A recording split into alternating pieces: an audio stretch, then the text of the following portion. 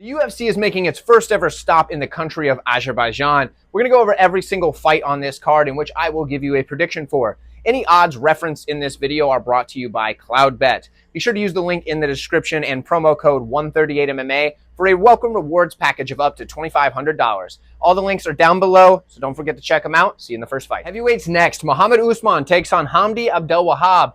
And it's wild because both of these dudes, obviously, they're huge. They're heavyweights.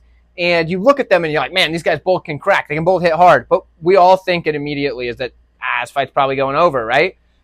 Weird how that works, because you don't think that about every, when you look at the fights between a couple of guys that are like 125 pounds or whatever, you're not just like, yeah, definitely going over. But when you see two guys that are 265 pounds, you're like, yeah, it's probably going to decision here.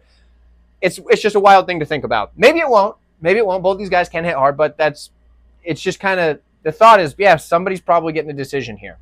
But let's start with this one. So Mohammed Usman, 3-2 in his last 5, 4-0 in a no contest for Abdelwahab. So still undefeated, but, there's been some asterisks there. For Abdelwahab, he is a decent striker. Forward pressure's there. He's got decent power, but that heavy leg kick is probably what's going to be his best weapon in this fight, landing that big, heavy leg kick. He does loop a lot of his punches, and he throws a lot of single shots. I mean, lower-ranked heavyweights, that's kind of what you get. Solid grappler, though. He does have some pretty good takedowns, the body lock and trip style, and he can also slam guys pretty well. His defense is good in the takedowns, good top pressure, and good ground and pound. He's going to be probably the overall better wrestler in this fight. When we look at Mohammed Usman is more of just an athlete, right? This guy's a physical specimen. You can look at the guy and say, that dude's probably a pretty good athlete. You'd be right. Decent striker with plenty of power when he throws the shot, but a lot of times he's just pumping that jab. Putting out single shots, not a lot of volume, but he'll kind of pump the jab out there and just kind of do his thing. Like nothing that's to write home about in the striking. In the grappling, he's got decent takedowns, but he's got a pretty good cage push, and he's very strong against the cage. That's how Usman wins this fight, in my opinion, is if he pushes Hamdy Abdelwahab up against the cage and holds him there. On the other hand, for Hamdy, how I think he wins this fight is landing those heavy leg kicks, maybe just doing a little bit more volume with the hands. And if this fight gets up against the cage, he needs to separate, maybe push, reverse position, do what he needs to do, but get back out to space and land those leg kicks. I think that's what we're going to get. I think Hamdy's going to get this one done. I think he's going to outpoint Usman. He will have some moments where he's stuck against the cage. It's probably not going to be the most exciting fight on the card, but give me Hamdy to get this one done. Let me know what you think, and I'll see you in the next fight. Great matchup in the flyweight division between a couple of guys who have really impressive records. We have Tagir Ulanbekov coming in 16-2, 4-1 in the last 5, taking on Azat Maksum, who's 15-1, 4-1 in the last 5. Let's start on the Maksum side. He's a good striker with good movement, good straight punches, and he's got heavy hands. He's also pretty durable and can take a punch of his own. On the grappling front for this guy, he's got good grappling, he's got good takedown entries and really good takedown volume, but he will struggle quite a bit to hold his opponents down, and that could be something he really has to deal with here because he's fighting Tagir Ulanbekov, who, although he's a good striker with a good jab, cuts off the cage really well, got that movement, defense is a little laxing. I think it's because he's so tall. He kind of relies on that tall man defense sometimes.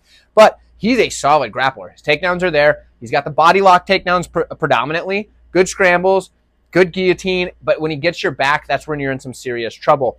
Ultimately, this fight to me comes down to the fact that I think both guys are pretty good in the striking and can kind of compete with each other there. But when it comes to the grappling, I think Tagir is going to be more than a step ahead. So for me, I've got to side with Tagir Ulanbekov to get this one done. Let me know what you guys think in the comments below. See you in the next fight. Irina Alekseeva returns to take on Klaudia Sygula in the bantamweight division.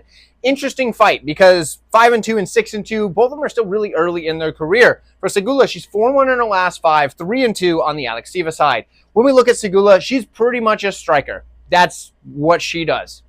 She's good in the striking. She's got good combos, good volume, all that stuff, but she will get a little wild once she starts getting excited.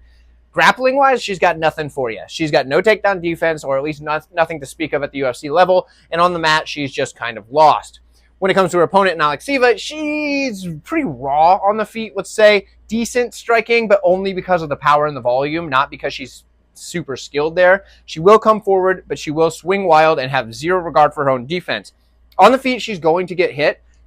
I don't think she cares, because if she gets a hold of Sygula, the grappling for Alekseeva is going to be the key. She has solid grappling in total, good cage push. She can toss very well with that judo style. She'll seek the submission. She'll go for the ground and pound. And honestly, I think once this fight hits the mat, it's all over. So I'm going to take Alekseeva to get the win, probably via finish once this fight hits the mat. If for whatever reason Alekseeva does not go for any takedowns, yeah, somehow she'll probably lose this fight, but I don't see that being the case. Give me Irina Alekseeva. Let me know what you think. I'll see ourselves a rematch here in the bantamweight division where Darya Zheleznyakova takes on Melissa Mullins. Mullins is 4-1 in her last 5, 3-2 for the Zheleznyakova side. In this one here, I think we're going to get a little bit of similar vibes from the first fight, but maybe the result be different, maybe not. Let's talk about it. So Mullins here. Mullins is a decent striker who she's got a solid jab. That's kind of the bulk of her striking. She's pretty accurate, pretty good volume, but her striking defense is horrible. Her head doesn't move whatsoever. It's the grappling where she gets it done, and that's what you saw in the first fight between these two. She's a good grappler with decent takedowns, but once she gets the fight to the mat, her top pressure is solid, and she's really good at getting that knee on the body, whether that's a knee on belly, puts the knee on the shoulder, puts it on the face, whatever you need to do. She's really good about getting her knee on the opponent and using that as a pivot point. It's one of my favorite things about her top pressure. Good ground and pound as well. The volume is definitely there. She makes it really tough for people to want to try to use their hands to get up and give up the defense of the guard in order to get back to their feet. So that's kind of a tricky thing there, because when you're getting hit in the face, it's really hard to want to say, oh, I need to push on that knee down there, but I'm getting punched. Okay. And then you just eat some punches clean in the face. That's really tough to do.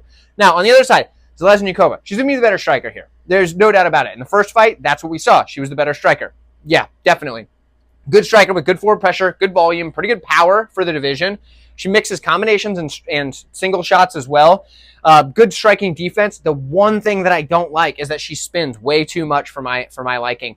And if she gets taken down by Mullins, we already saw how that went not that long ago. So on the feet, Zheleznyakova all day. On the ground, Mullins all day. Because when it comes to the ground for Zheleznyakova, I just threw my marker.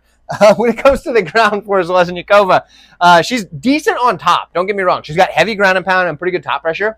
But her takedown defense isn't the best. And although she does work to get back to her feet, I don't think it's going to be enough here. Ultimately, I think at some point, Mullins gets this fight to the mat. And I think Mullins is going to be able to get the win again, much like she did in the last one. Maybe not a finish this time. But I'm taking Melissa Mullins. Let me know what you think. And I will see you in the next fight. Middleweight fight here. Ismail Naurdiev takes on Jun-Young Park.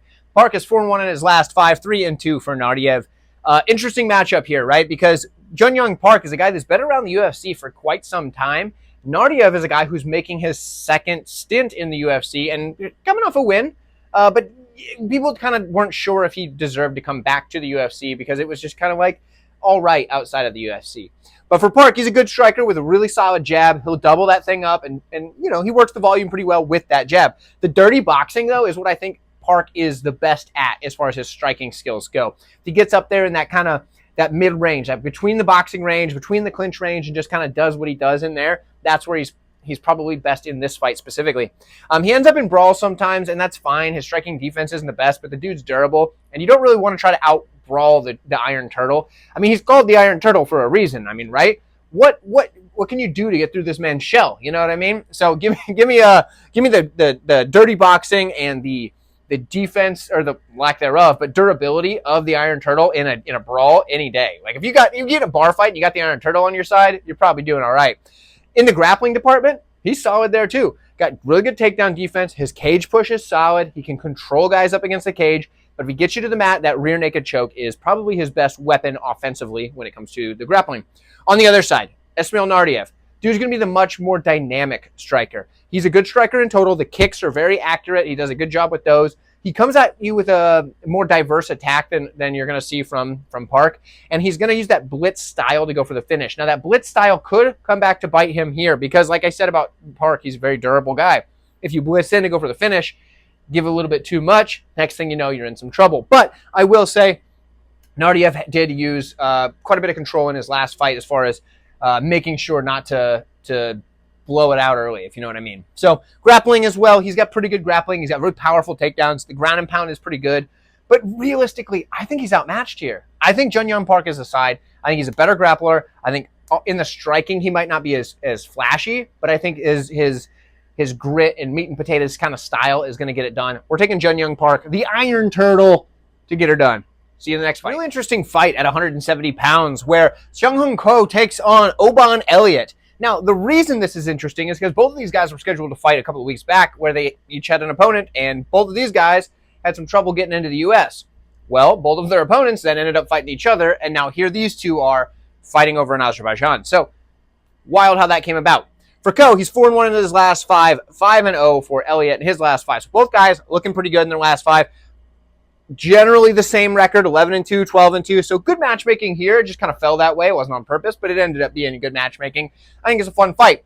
Let's start with the Oban Elliott side. He's a decent striker. Nothing pretty, really. He's tough as nails, but he's going to come forward with plenty of volume and some basic combinations, and he's just going to be in your face. He uses a lot of pace, has a lot of heart, and that's how he gets it done on the feet. In the grappling, he's pretty good there. He likes to get his takedown entries at the underneath his opponent's strike. So when the opponent goes to land that big heavy 1-2, he says, gotcha, ducks under, hits that takedown. Good stuff there. He's got good takedown defense of his own, and if he gets on top, the ground and pound is where he gets it done. The dude just slamming volume, landing shot. He's just grit, aggression, and pace. That's what you're going to get out of a guy like Oban Elliott, and he's tough as nails. I remember on his Contender Series matchup, I wanted to go against the guy, right? I thought, no way this dude survives. And it was looking great until he survived a beating of epic proportions and comes back and wins the darn fight. So Oban's tough. It's going to take a whole lot to get this guy out of here, at least at this point in his career. At some point, it'll probably catch up to him. But right now, dude's tough as nails. On the other side, for Ko, good striker. He's going to be the cleaner striker. His striking is going to look vastly better than Elliott's, and I don't think that's crazy to say. He's very light on his toes, darts in and out extremely well. He's got good volume, especially with that 1-2, which could end up getting him taken down, but he's got a good 1-2. Heavy leg kick. You like to see that. Good head movement, works the body really well. His counters are there. The dude can box, right?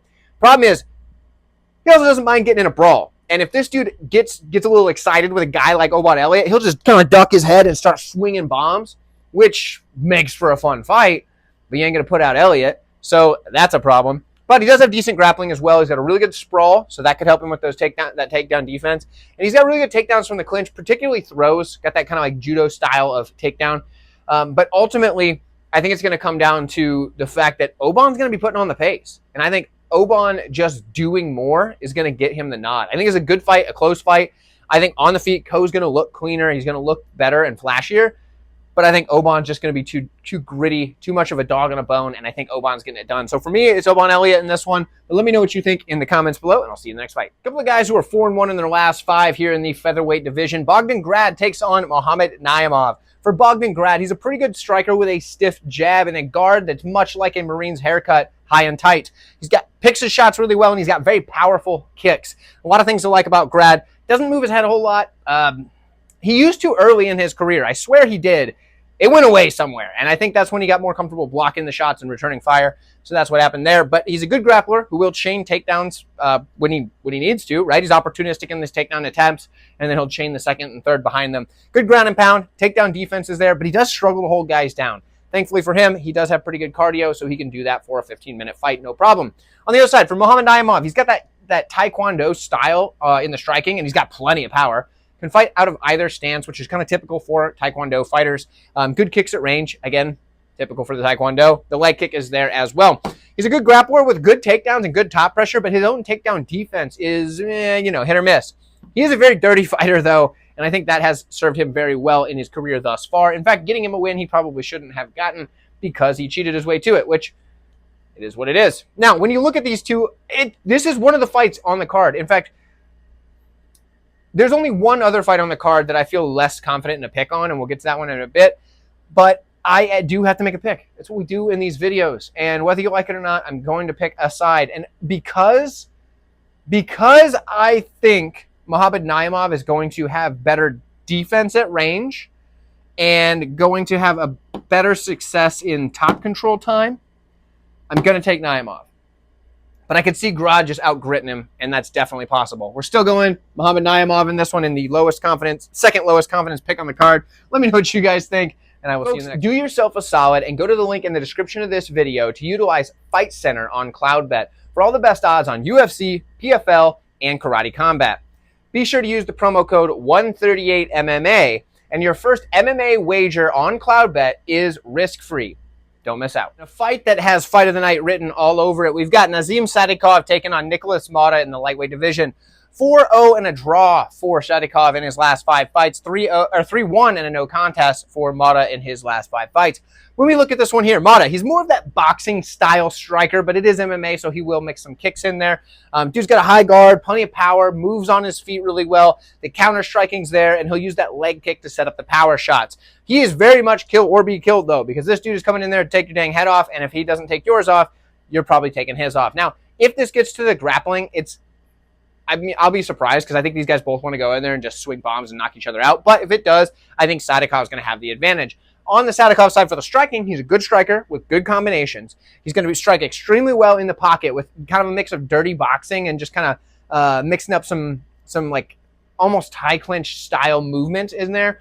He's got good movement in general, fast hands. The guy's got either stance, so he can fight both southpaw and orthodox, no problem. He does spin often. I don't so much like the spinning, but he's done well enough with it that I can't just call it a blatant negative. His striking defense is abysmal, though. He will get hit, but he's tough as nails. We've never seen this guy get knocked out. I don't think we start here. I think we're going to get a brawl, and I think if anybody goes down, it's going to be Motta. But with that said, I've got to take Nazim Sadykov. I think Sadykov's a better fighter here. I think he gets this one done. I think he's going to be quicker in the striking exchanges. I think he's going to have a more powerful attack. I think he's going to have a more dynamic attack. And I think what we're going to see is just everything that Motta can do, Sadykov's just going to be this much better or more. So we're taking Sadykov to get this one done. Let me know what you think. And I'll see you next time. Debuting Tafik Musayev taking on Miktibik Orobai in the lightweight division. Orobai is 4-1 in his last 5 fights. That one loss coming off of a very, very, very brutal fight for both sides, honestly. Both sides took a real beating in that one. This is why Orobai hasn't been around for a little bit. He's back now. He's taking on Musayev, who's 3-2 in his last 5. When we look at these two fighters here, now something to mention, Musayev is from the region. He is from Azerbaijan. He's going to be a solid striker, is Musayev. Comes in with that darting 1-2, that boom, boom, gets right back out, does what he needs to do with that. He's got plenty of power. Combinations, he'll put his punches and kicks together, and the style is kind of something you don't see a lot of in the UFC, just kind of the way he throws his strikes. I do like it. It's very clean, it's crisp, but it's also kind of off cadence for a lot of people. Good counter strikes, as well as when people throw a leg kick, he counters with just a brutal overhand. And he's like, yeah, sure, I'll eat this one leg kick, but you better hope that overhand doesn't land because it is putting you on your butt. So he does a good job there. He's got a good body kick. It's oftentimes when he switches stances and will throw it from the back leg against orthodox fighters and things like that. Good body kick. Occasionally will overcommit on his power shots. That's the one thing in the striking that I don't like so much for him, and it can result in him either getting taken down or countered.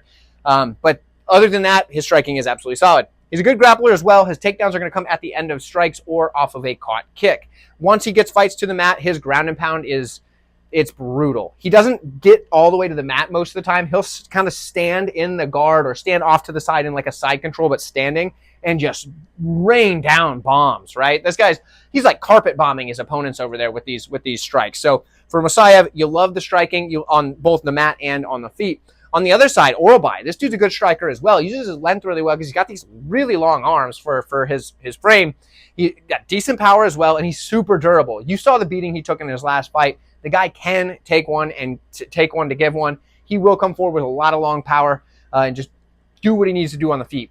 In the grappling, this is what he's going to need to get it done in this fight. He is a solid grappler who will chain his takedowns. He likes to get to the body lock and then just mat return his opponents as they get back up, just over and over again, and that wears somebody out having to fight back to their feet. He's very much a pressure grinder, and as he breaks guys down, that's when you see him start to mix the ground and pound and submission attempts to go for that finish. For me in this one, though, I got to go with the hometown guy. I got to go with Musayev here. I think he's going to be the better striker. In fact, I know he's going to be the cleaner striker, and I think that's going to be enough to get it done on the feet. And I think in the grappling, it's close enough that Musayev's going to have some success. So give me Tafik Musayev to get this one done as an underdog in his home country. Let me know what you think. I'll see you next. So I guess we're going to talk about this fight again. We're in the heavyweight division where Curtis Blaydes takes on Rizvan Kuniev allegedly.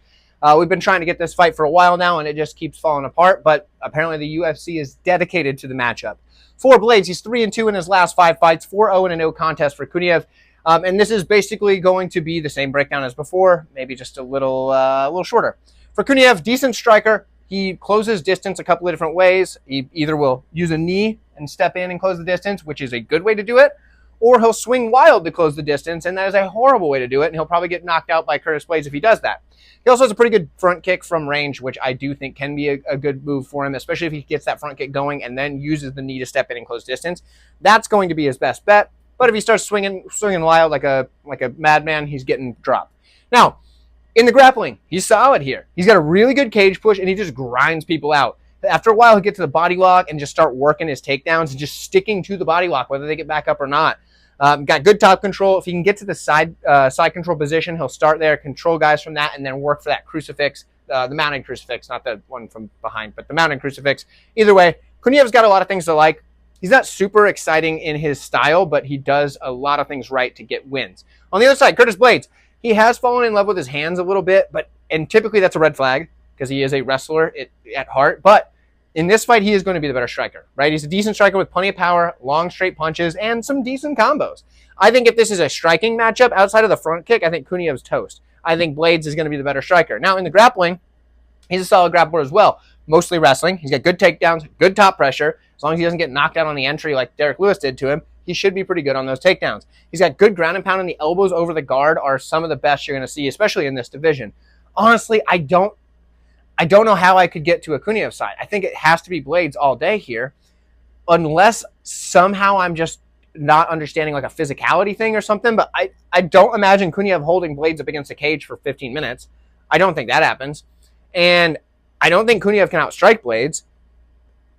Could he knock him out? Sure. We've seen Blaydes knocked out before. But like, how do you see Kuniev winning outside of a knockout? I don't. So I've got to go Blaydes. We're taking Blaydes to get this one done, and I think he could get either a knockout or a decision. So we're taking Curtis Blaydes to get it done. Let me know what you think, and I will see you next time. Absolute banger of a matchup here in the lightweight division. Rafael Fiziev takes on Ignacio Bahamondes. And for Bahamondes, he's 4-1 in his last 5. He's looked fantastic. On the other side, Fiziev, he's 2-3, and that doesn't look great on paper, but we give him a little bit of grace because he's been fighting some of the best competition in the division, and he's been competitive in most of these fights. Now, guys, real quick, if you are enjoying yourself, you're still watching this video, you maybe learned something, you've had a good time, we've laughed, we've loved, we've cried, all those things, please do me a solid, like the video. I do appreciate it very much, and maybe even send it to one of your friends who might be watching this card, something like that. Share it on your social medias. I appreciate all of those things. Thank you guys so much. Let's check this fight out. Now, for Bahamondes, dude's a solid striker. Extremely accurate, powerful, good volume. The counters are there. He can fight out of either stance, and he's got really good head movement. He bends a lot at the waist, and he'll move his head really well from that pivot point. He's got good kicks to all levels, all these things. He's a solid striker pretty much all around, right? The grappling is coming along, too. The dude's a good grappler now. He's got decent takedown defense, but he threatens those front chokes. Because of his build, he's a long, lanky kind of guy. He can threaten those front chokes really well after he sprawls. He'll hit the sprawl, go for the choke, and bada bing, bada boom, you're out. But good submission arsenal in general. He can work from his back. We've seen that recently. I don't recommend you work from your back as an MMA fighter as like a go-to game plan. But if you end up there, it's not the worst. I hope he doesn't start pulling guard more because that was scary at best because I did have a bet on him in that fight. But at the same time, I understand why it worked out, but as long as he doesn't start doing that regularly. Now, on the other side, for Fiziev, dude's a solid striker in his own right. Dude's got really good movement. He's got an excellent kicking arsenal. His striking speed is quick. He's got good combinations that often end with a kick. So a lot of times he'll come in, like 2-3 leg kick, something like that. 3-2 head kick, those type of things. He'll throw these kicks at the end of his strike. So as his opponent's trying to back out, he can use that longer range weapon to get in there and hit that kick. So really good stuff, good power. The one thing I don't like is that he doesn't really check leg kicks super well. Just kind of doesn't do it. Or if he does, it's very too little, too late type of thing. Good takedown defense. He's got a sprawl, and instead of going for the front choke, he'll sprawl and then pull up to that tie clinch. Does train in a Muay Thai gym primarily, so that makes sense. But yeah, sprawl to tie clinch is his style. I think it's a striking matchup here for the most part. I think if there is grappling, the grappling upside goes to Bahamondes, unless he's pulling guard. That's a problem. I think in the striking, it's going to be very competitive, but I'm going to side with Bahamondes better as of recent. But that line is flipping or has already flipped depending on the time that you are watching this. So keep an eye on it. That's all I'm saying. If you got money on one side as plus money and you can get money on the other side as plus money, that's called free money.